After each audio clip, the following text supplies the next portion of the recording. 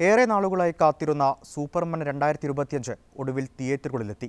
ഇരുണ്ട വേഷം നിറഞ്ഞ ഗൗരവക്കാരനായ ഹെൻറി കാവിലിന്റെ സൂപ്പർമാൻ വേഷം മാറ്റി പ്രസന്നവദനനും തമാശക്കാരനുമായ സൂപ്പർമാനായി എത്തുന്നത് ഡേവിഡ് കോറൻസ്വുറ്റാണ്. ഭൂമിയെയും മനുഷ്യനെയും പിശാചിൽ നിന്ന് രക്ഷിക്കാൻ നിയോഗിക്കപ്പെട്ട സൂപ്പർമാന് പക്ഷേ ഇത്തവണ പരിഹരിക്കാനുള്ളത് അധികാരവും രാജ്യങ്ങളും തമ്മിലെ പ്രശ്നമാണ്.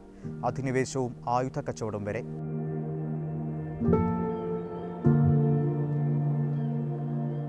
അമേരിക്ക പിന്തുണയ്ക്കുന്ന ബൊറേവിയ എന്ന രാജ്യം ഇരുണ്ട മനുഷ്യരുള്ള ജൊറാൻപൂരിലേക്ക് നടക്കുന്ന അധിനിവേശം ചെറുക്കുകയാണ് ആ ജനത. അത് തടയുകയാണ് ഇത്തവണ സൂപ്പർമാൻ്റെ ദൗത്യം. ശതകോടീശ്വരനെ മധ്യസ്ഥനാക്കി അമേരിക്ക നൽകുന്ന അത്യാധുനിക ആയുധങ്ങളാണ് ജൊറാൻപൂരിനെ ഭയപ്പെടുത്തുന്നത്. അധിനിവേശത്തോടെ ഒറ്റയ്ക്ക് പൊരുതുന്ന ജൊറാൻപൂരിൻ്റെ അതിർത്തികളിൽ പലസ്തീൻ ഇസ്രായേൽ അതിർത്തികളെ ഓർമ്മിപ്പിക്കുന്ന മുൾവേലികൾ കാണാം. ബൊറേവിയ ഭരിക്കുന്നതാകട്ടെ നെതന്യാഹുവിനെ ഓർമ്മിപ്പിക്കുന്ന ഒരു കിറുക്കൻ പ്രസിഡന്റും. ജർഹാൻ ജനതയെ അപ്പാടെ മാറ്റിപ്പാർപ്പിച്ച് ബൊറേവിയ വികസിപ്പിക്കുക എന്നതാണ് പ്രസിഡന്റിന്റെ ലക്ഷ്യം. അതിനാദ്യം വേണ്ടത് സൂപ്പർമാനെ നശിപ്പിക്കുക. സഹായിക്കുന്നതാകട്ടെ സൂപ്പർമാൻ കഥകളിലെ villain Lex Luthor. Boravian president Netanyahu ആണെങ്കിൽ ശതകോടീശ്വരനും ടെക്കിയുമായ ലെക്സ് ലൂഥർ ഓർമ്മപ്പെടുത്തുന്നത് ഇലോൺ മസ്കിനെയാണ്, ചിലപ്പോൾ മറ്റൊരു കോടീശ്വരനായ ജെഫ് ബസോസിനെയും. ജൊറാൻപൂരിനെ രക്ഷിക്കാൻ തുനിഞ്ഞിറങ്ങുന്ന സൂപ്പർമാനെ ലെക്സ് ലൂഥറാൽ തെറ്റിദ്ധരിപ്പിക്കപ്പെട്ട ജനത ഒറ്റപ്പെടുത്തുന്നു. അന്ന് അയാളെ രക്ഷിക്കുന്നയാളുടെ പേര് മാലിക് അലി എന്നാണ്. അദ്ദേഹത്തെ പോയിന്റ് ബ്ലാങ്കിൽ കൊല്ലുന്നതാകട്ടെ അമേരിക്ക പിന്തുണയ്ക്കുന്ന ജൊറാൻപൂരിലെ അധിനിവേശത്തിന് കൂട്ടുനിൽക്കുന്ന ലെക്സ് ലൂഥറും.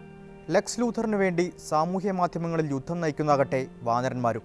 കയ്യിൽ കിട്ടുന്ന ആയുധങ്ങളുമായി സ്വന്തം രാജ്യത്തെ യുദ്ധ ടാങ്കുകളിൽ നിന്നും ആയുധധാരികളായ സൈനികരിൽ നിന്നും രക്ഷിക്കാൻ ശ്രമിക്കുന്ന ജൊറാൻപൂർ ജനതയെ കണ്ടാൽ പലസ്തീനെ ഓർമ്മിക്കാത്തവരുണ്ടോ? ഇല്ല.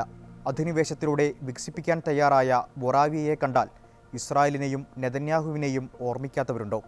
സൂപ്പർമാനും ലൂയിസും തമ്മിലെ വാദത്തിനിടെ ജൊറാൻപൂരിലെ പ്രശ്നം നിയന്ത്രിക്കാൻ പറ്റാത്ത ഭരണകൂടമാണെന്ന് പറയുന്നുണ്ട്. സ്വതന്ത്ര സർക്കാർ ഭാവിയിൽ അക്രമത്തിന് കാരണമാകാമെന്നും അവർ വാദിക്കുന്നു. എന്നാൽ ഹമാസിനെതിരെയെന്ന് കണക്കാക്കാവുന്ന ഈ വാദം ഖണ്ഡിക്കുന്ന സൂപ്പർമാന് സംഘർഷം അവസാനിപ്പിക്കണമെന്നേ ഉണ്ടായിരുന്നുള്ളൂ. ട്രൂത്ത്, ജസ്റ്റിസ്, ദി അമേരിക്കൻ വേ, ഇതാണ് സൂപ്പർമാൻ്റെ നീതിവാക്യം.